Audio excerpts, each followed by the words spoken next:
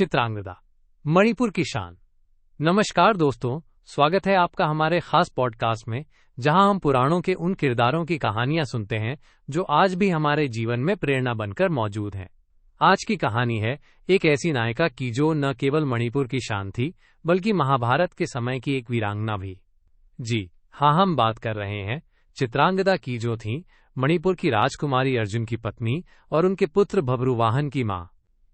तो चलिए पहले जानते हैं इन तीनों के बारे में थोड़ा विस्तार से। चित्रांगदा मणिपुर की राजकुमारी थी, एक योद्धा, एक शूरवीर जो अपने राज्य की परंपराओं और मर्यादाओं को बहुत मानती थीं। वे अपने राज्य की रक्षा करती थीं और साथ ही एक आदर्श मां भी थीं। अर्जुन, जो महाभारत के पांडवों में से एक महान योद्धा थे, उनकी कई यात्राओं के दौरान मणिपुर आए और यहीं उनकी मुलाकात चित्रांगदा से हुई। इनके बीच प्यार हुआ और वे शादी के बंधन में बंधे। फिर हुआ बभ्रुवाहन का जन्म, जो बाद में एक बहुत ही दिलचस्प और महत्वपूर्ण भूमिका निभाएगा। ये कहानी लगभग महाभारत के समय की है, जब पांडव अपने राज्य और परिवार के लिए संघर्ष कर रहे थे।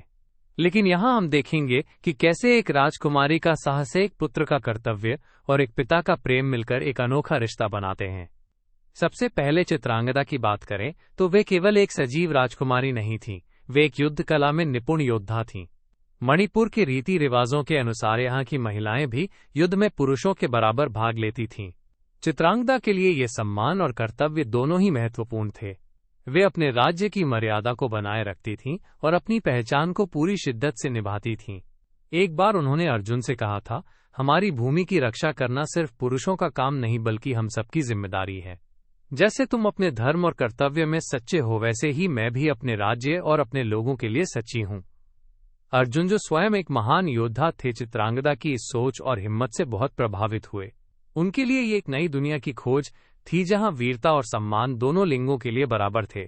उन्होंने समझा कि हर क्षेत्र की अपनी परंपराएं होती हैं और उन्हें स्वीकार करना ही सच्चा सम्मान है। अर्जुन ने न केवल चित्रांगदा से विवाह किया, बल्कि उनके बेटे बभ्रुवाहन के आने के बाद मणिपुर की संस्कृति और परंपराओं का आदर करते हुए अपने परिवार और विरासत को साझा किया। अब आते हैं बभ्रुवाहन पर। बभ्रुवाहन अपने माता पिता की तरह ही वीर और सजग थे, पर उनकी कहानी में एक दिलचस्प मोड़ आता है। एक बार महाभारत के युद्ध के बाद अर्जुन मणिपुर आए, तब कुछ ऐसा हुआ कि बभ्रुवाहन ने अपने पिता का परीक्षण किया।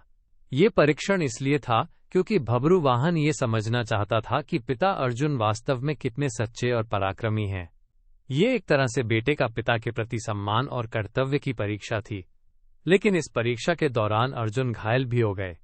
यहाँ से कहानी का सबसे खास हिस्सा शुरू होता है, माफी और समझदारी की। बभ्रुवाहन ने जब जाना कि उनके पिता की स्थिति गंभीर है, तो उन्होंने अपने गर्व को त्याग दिया और ममता से भरे दिल से अर्जुन को माफ किया और उनकी रक्षा की। ये एक बहुत बड़ा उदाहरण है कि कैसे पीढ़ियों के बीच विनम्रता और समझदारी बनी रहती है। यहाँ हम देख सकते हैं कि कैसे चित्रांगदा, अर्जुन और बभ्रुवाहन ने अपनी अपनी भूमिकाओं में एक दूसरे की विरासत को सम्मान दिया। ये कहानी हमें ये सिखाती है कि चाहे हम किसी भी क्षेत्र से हों, अपनी परंपराओं और संस्कृतियों को साझा करना और एक दूसरे के नजरिए को समझना कितना जरूरी है। माँ और पुत्र के इस रिश्ते में जो प्यार, परीक्षण और माफी है, वह हर परिवार के लिए एक आदर्श है। दोस्तों, कभी कभी हम सोचते हैं कि विरासत सिर्फ जमीन जायदाद या धन दौलत होती है, लेकिन असल में विरासत होती है हमारी संस्कृति, हमारे रिश्ते और हमारी समझदारी। चित्रांगदा की कहानी में ये सब कुछ साफ दिखता है।